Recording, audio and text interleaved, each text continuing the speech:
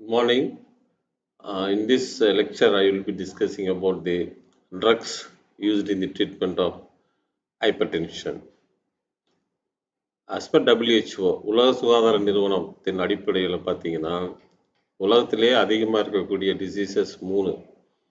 ஒன்று வந்து ஹைப்பர்டென்ஷன் அப்படின்னு சொல்லக்கூடிய இரத்த கொதிப்பு நோய். ரெண்டாவது டயபெட்டிஸ் மெலிட்டஸ்ன்னு சொல்லக்கூடிய சர்க்கரை வியாதி. மூணாவது ஆத்திரோஸ்க்ளரோசிஸ்ன்னு சொல்லக்கூடிய இரத்த குழாயில் கொழுப்பு டெபாசிட் ஆகிறதுனால வரக்கூடிய நோய். So as per WHO, the more prevailing diseases of the world is hypertension, diabetes mellitus and atherosclerosis. இந்த லெக்சரில் வந்து நம்ம ஹைப்பர்டென்ஷனுக்கு யூஸ் பண்ணக்கூடிய மருந்துகளை பற்றி படிக்கலாம். யூஸ்வலாக ஹைப்பர்டென்ஷனுக்கு என்ன காரணம் அப்படின்னு பார்த்தீங்கன்னா எசென்ஷியல் ஹைப்பர்டென்ஷன் அப்படின்னு சொல்லக்கூடிய பிரைமரி ஹைப்பர்டென்ஷனுக்கு எந்த விதமான காசும் கிடையாது. அது ஏஜ் ரிலேட்டட் ஃபேக்டர்ஸ், அப்படி இல்லைன்னா ஜெனட்டிக் ரிலேட்டட் ஃபேக்டர்ஸ். அதாவது வயசு ஆக ஆக பிளட் ப்ரெஷர் ஏறுறதுக்கு நிறையா வாய்ப்புகள் இருக்குது. அந்த மாதிரி நம்ம சந்ததியர்கள் ஜெனட்டிக்னு சொல்லுவோம் இல்லையா, ஹெரிடிட்ரி, அதன் மூலமாகவும் இந்த ஹைப்பர்டென்ஷன் அப்படிங்கிற நோய் வரலாம். ஸோ ஒரு 100 பேஷண்ட் எடுத்துட்டிங்கன்னா அதில் 90% பேஷண்ட்டுக்கு வந்து இருக்கக்கூடியது வந்து primary hypertension R essential hypertension for which the cause is unknown. 5% of the patients experiences hypertension because of the renal problems. நிறைய காரணங்கள் இருக்குது. Phaeochromocytoma, reduction in the renal plasma flow, அந்த மாதிரி சொல்லலாம். இன்னொரு 5% வந்து மிஸ்லேனியஸ் கேட்டகரியில் வருது. அதில் பார்த்தீங்கன்னா ப்ரெக்னன்சி அசோசியேட்டட் ஹைப்பர்டென்ஷன்.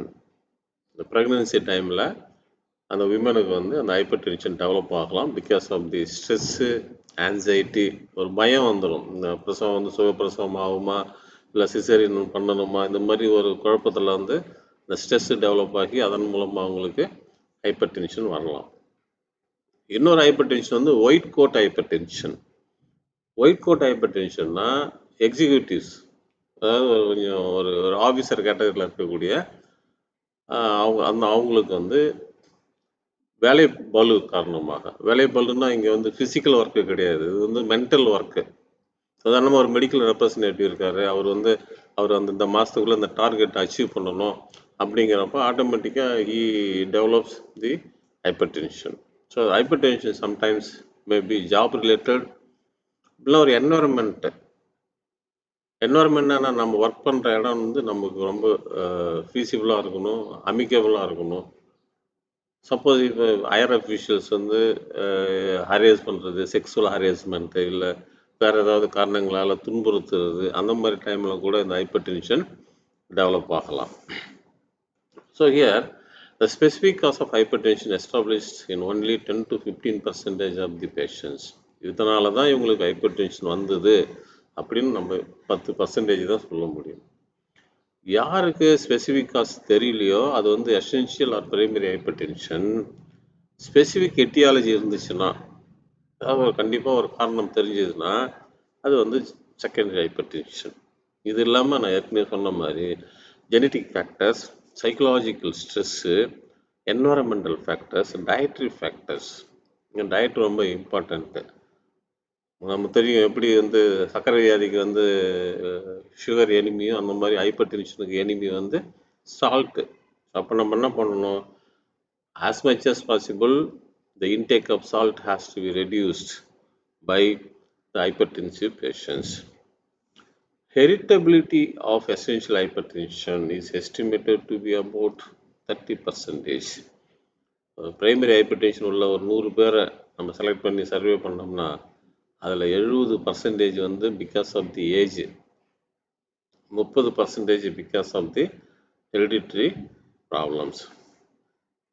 ரைட். இப்போ some other causes of hypertension நீங்கள் பார்க்கலாம். Acromegaly, hypothyroidism, hyperthyroidism, hyperparathyroidism. இந்த 3 டிசீசஸ் வந்து தைராய்டு கிளாண்டு சம்மந்தப்பட்டது, பேராதைராய்டு கிளாண்டு சம்மந்தப்பட்டது. ஹைப்போதைராய்டிசம் இருந்தாலும் ஹைப்பர் டென்ஷன் வரலாம், ஹைப்பர் தைராய்டிசம் இருந்தாலும் ஹைப்பர் டென்ஷன் வரலாம். ஹைப்பர் பேராதைராய்டிசம் இருந்தாலும் ஹைப்பர் டென்ஷன் டெவலப் ஆகலாம். பாலிசைத்தீமியா வீரா அப்படிங்கிற ஆர்பிசி ரிலேட்டட் டிசீசஸ் மூலமாகவும் ஹைப்பர் டென்ஷன் டெவலப் ஆகலாம். மோஸ்ட் இம்பார்ட்டன்ட் ஃபேக்டர் வந்து நம்ம கிட்னி. கிட்னிக்கு மேலே பார்த்தீங்கன்னா அடினல் கிளாண்ட் இருக்குது, சுப்ராரினல் கிளாண்ட் இருக்குது. அங்கே வந்து அடினல் கார்டெக்ஸ் இருக்குது, மெடுலா இருக்குது. அங்கேருந்து நிறைய ஹார்மோன்ஸ் வந்து ரிலீஸ் ஆகுது. அந்த ஹார்மோன் ரிலேட்டட் ப்ராப்ளம்ஸ் பார்த்தீங்கன்னா Cushing syndrome, Conn's syndrome. Pheochromocytoma அப்படின்னா tumour of the adrenal gland. தெரியும், டியூமர்னா cancer.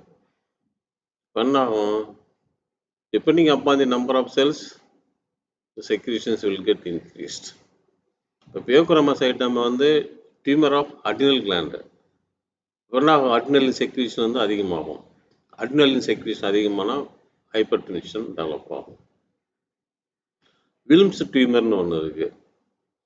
glomerulonephritis, inflammation on the glomerular part of the kidney. Pyelonephritis, obstructive uropathy, pathina pain, polycystic kidney diseases, renal artery stenosis, குறுகலா மாறுறது, renal artery குறுகலா மாறுறது, அப்படி இல்லைன்னா embolism in the renal artery. இங்கே பார்த்தீங்கன்னா kidney அவ்வளோ பெரிய ரோல் பாருங்கள் ஹைப்பர் டென்ஷனில். Cushion syndrome, phaeochromocytoma, cones syndrome, glomerulonephritis, Wilmès tumour, chronic pyelonephritis, obstructive uropathy, polycystic kidney disease, renal artery stenosis or embolism. இந்த கிட்னி சம்பந்தப்பட்ட டிசார்டர்ஸ்னால ஹைப்பர் டென்ஷன் வரலாம். அடுத்து நம்ம சாப்பிடக்கூடிய சில ட்ரக்ஸு, ஃபார் எக்ஸாம்பிள் வந்து steroids, non-steroidal anti-inflammatory drugs, oral contraceptives, இந்த மாதிரி மருந்துனால கூட ஹைப்பர் டென்ஷன் டெவலப் ஆகலாம். ப்ரீ எக்லாம்சியா ப்ரெக்னன்சி சொன்னோம் பார்த்தீங்களா, ப்ரெக்னன்சி டைமில் ஹைப்பர் டென்ஷன் டெவலப் ஆகலாம். That is called pre eclampsia of hypertension. Apart from that, there is any coarctations of the aorta and there is possibilities of the development of hypertension. So this particular slide explains the causes of hypertension. So what are the complications of persistent high blood pressure? It not only affects the blood vessels and heart, it also affects various parts of our body.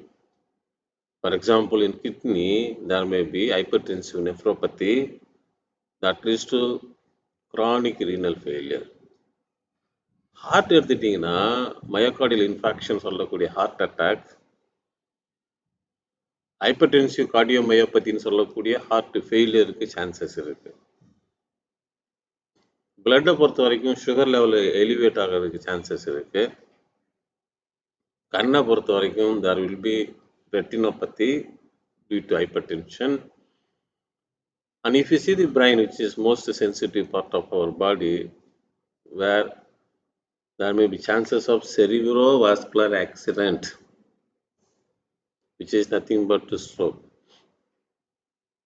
And also hypertensive encephalopathy, அதனால் there may be confusion, development, ஒரு குழப்ப மனநிலைக்கு ஆளாகிறது, headache, தலைவலி, convulsion சொல்லக்கூடிய வலிப்பு, இதெல்லாம் வந்து blood pressure அதிகமாகிறப்ப வரக்கூடிய complications.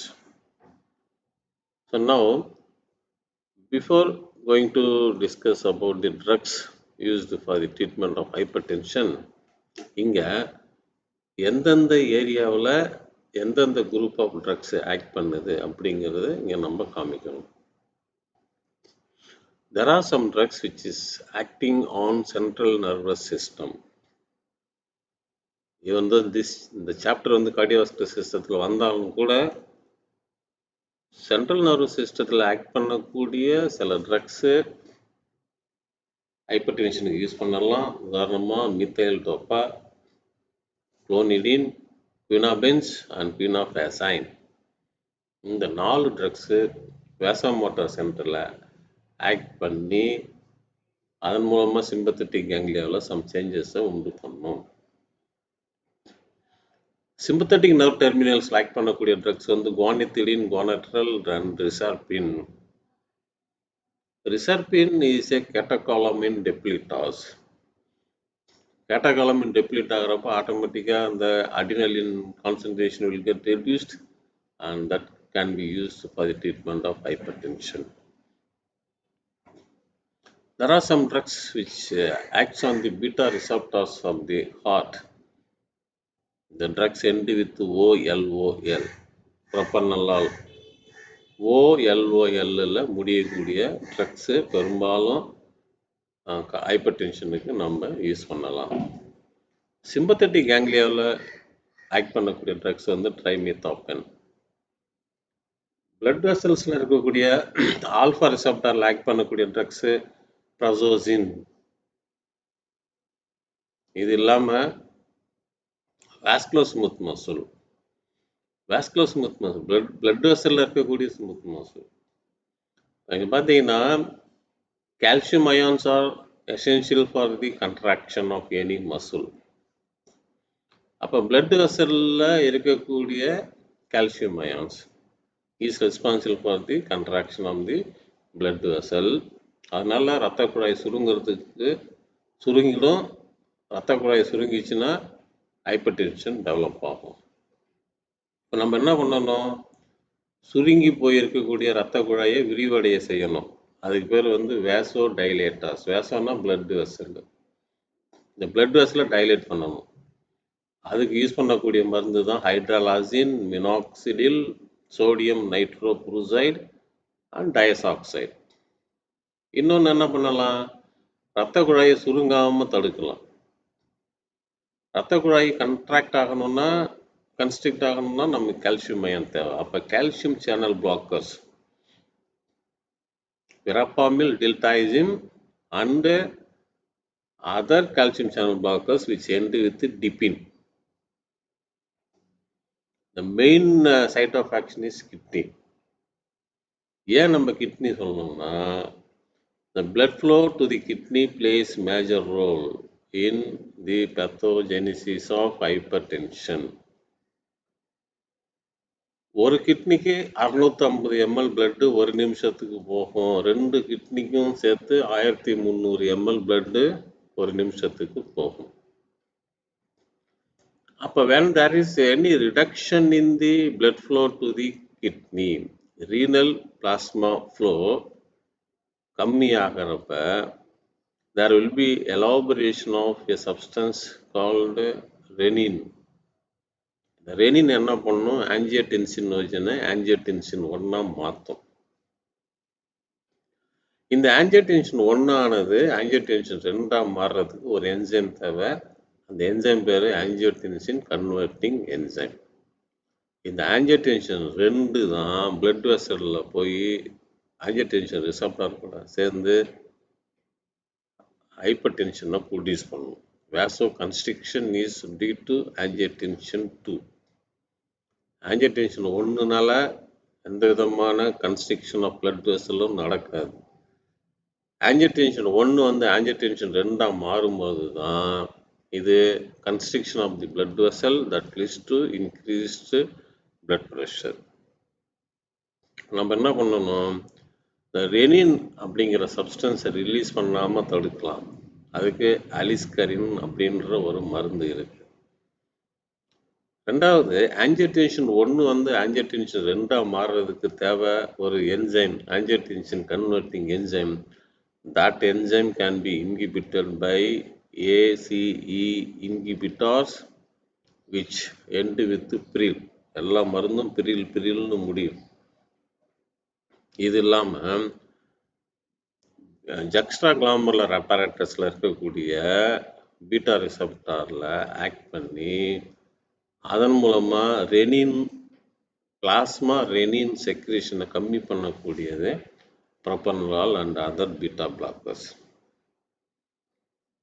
Diuretics plays major role in the treatment of hypertension.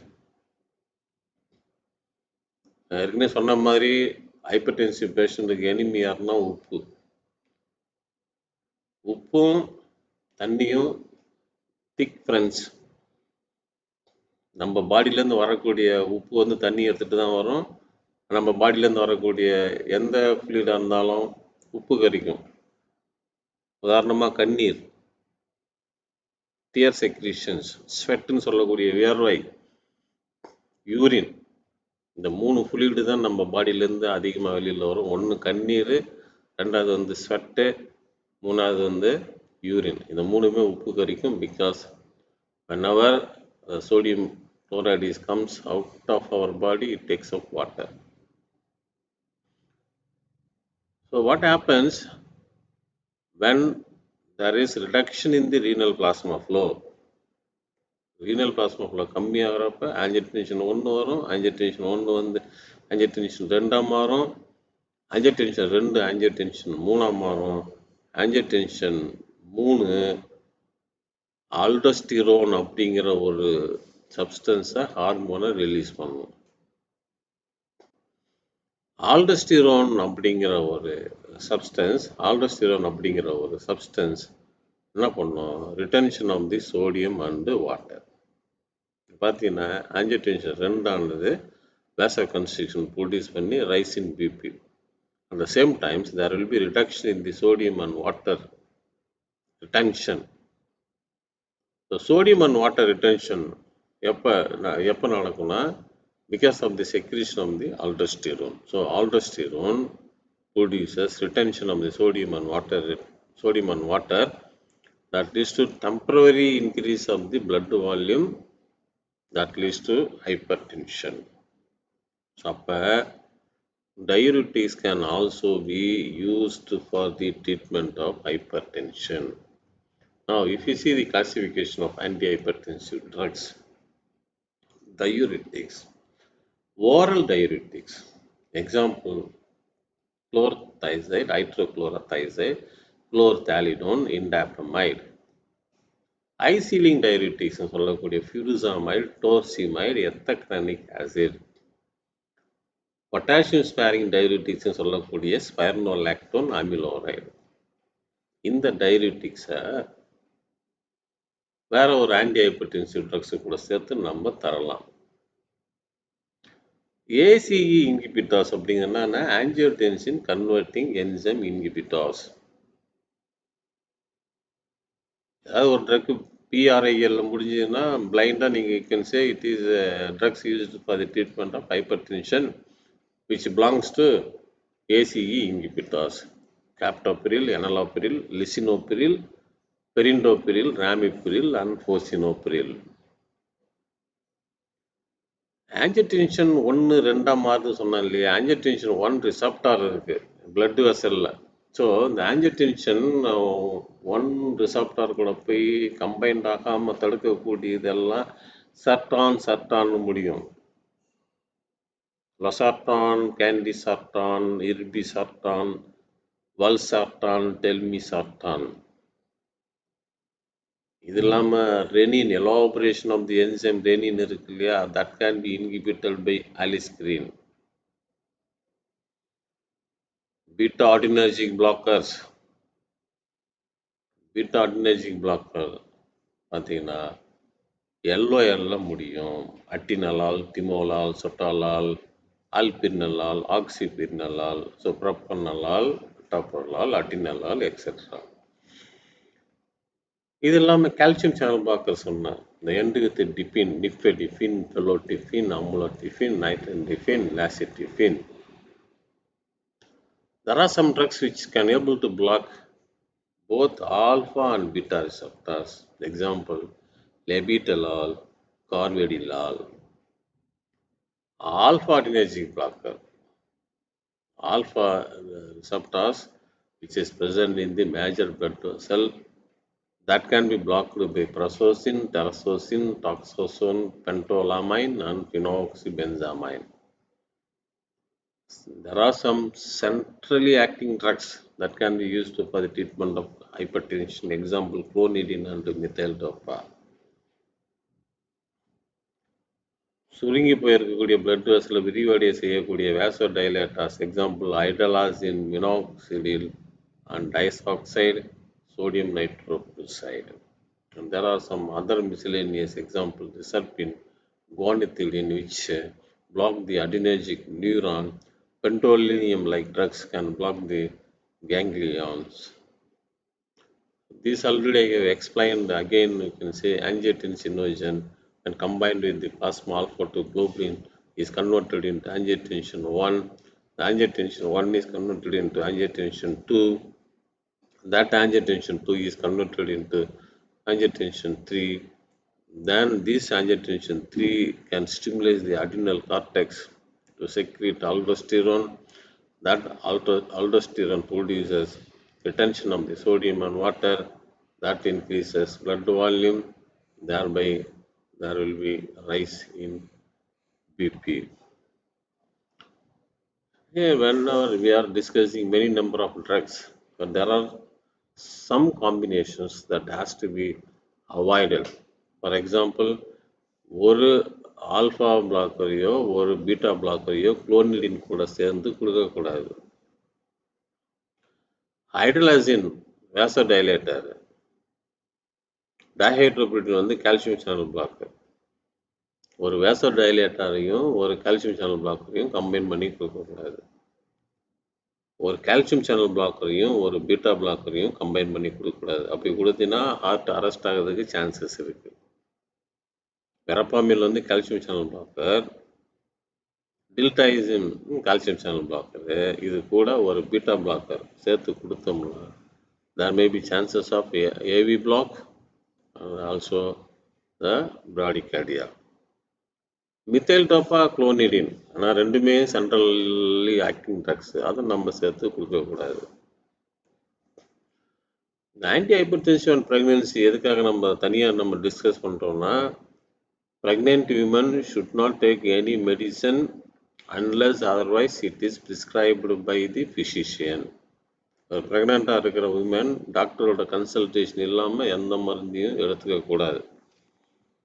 நான் சொன்ன எக்லாம்சி ஆஃப் ப்ரெக்னென்சின்னு சொன்னேன். எக்லாம்சி ஆஃப் ப்ரெக்னென்சி அப்போ வந்து ஹைப்பர் டென்ஷன் டெவலப் ஆகிறதுக்கு சான்சஸ் இருக்குது. சில ட்ரக்ஸ் வந்து நம்ம ப்ரெக்னென்சியில் எடுக்கிறதுனால என்ன ஆகும், மெட்டர்னல் சர்க்குலேஷன்லேருந்து தான் அம்மாவோட பிளட்டில் தான் குழந்தைக்கு போயிட்டு இருக்கு, ஃபீட்டஸுக்கு போயிட்டு இருக்கு. அப்போ அம்மாவோட பிளட்டில் இருக்கக்கூடிய எல்லா ட்ரக்ஸும் குழந்தையோட பிளட் சர்க்குலேஷனுக்கு போகும். அப்படி போகிறப்ப there may be chances of malformation in the growing fetus. வளர்ந்து வரக்கூடிய அந்த ஃபீட்டஸோட உறுப்புகள் பாதிப்பதற்கு சான்சஸ் இருக்கு. எக்ஸாம்பிள், ஏசி இன்ஹிபிட்டர்ஸும் ஆஞ்சியோடென்சின் ரிசப்டார் பிளாக்கரும், அதாவது பீரியடில் முடியக்கூடிய மருந்தும் சர்டானில் முடியக்கூடிய மருந்தும் ப்ரெக்னன்சியில் கொடுத்தோம்னா ஃபீட்டஸ் டேமேஜ் ஆகுது சான்சஸ் இருக்குது. க்ரோத் வந்து ரிட்டார்டேஷன் குறையத்துக்கு சான்சஸ் இருக்குது. டையூரிட்டிக்ஸ், சில டையூரிட்டிக்ஸ் என்ன பண்ணணும், ஃபீட்டஸ் வேஸ்டேஜ் இல்லைன்னா placental infarct, miscarriage, stillbirth வரதுக்கு சான்சஸ் இருக்குது. Non selective beta blocker propranolol மாதிரி ட்ரக்ஸு கொடுத்தோம்னா low birth weight, decreased placental size, hypoglycaemia. Sodium நைட்ரோப்ரூசைடை ப்ரெக்னன்சியில் கொடுக்கவே கூடாது. சரி, அப்போ எந்த ட்ரக்ஸ் தான் நம்ம கொடுக்கலாம் அப்படின்னு பார்த்தீங்கன்னா, ஹைட்ரலாசின், மித்தைல் டோப்பா, டைஹைட்ரோபைரிடின் கால்சியம் சேனல் பிளாக்கர்ஸ் கொடுக்கலாம். கார்டியோ செலக்டிவ் பீட்டா பிளாக்கர்ஸ் கொடுக்கலாம். கார்டியோ செலக்டிவ் பீட்டா பிளாக்கர்ஸ் என்ன பண்ணோம்னா இன்ட்ரென்சிக் சிம்பத்தோமிமெட்டிக் ஆக்டிவிட்டி இருக்கும். அப்போ நமக்கு இந்த ஹார்ட் ரிலேட்டட் ப்ராப்ளம் வராது. அட்டினலால், மெட்டோபரலால், பிண்டோலால், அசிபிட்டலால் இதெல்லாம் யூஸ் பண்ணலாம். Prazosin and clonidine provided that focal hypotension can be avoided. பொசிஷனுக்கு தகுந்த மாதிரி டென்ஷன் மாறும் இல்லையா, that can be avoided. So with this, these drugs used in the treatment of hypertension is completed. In next lecture we will discuss some other chapters in cardiovascular system. Thank you.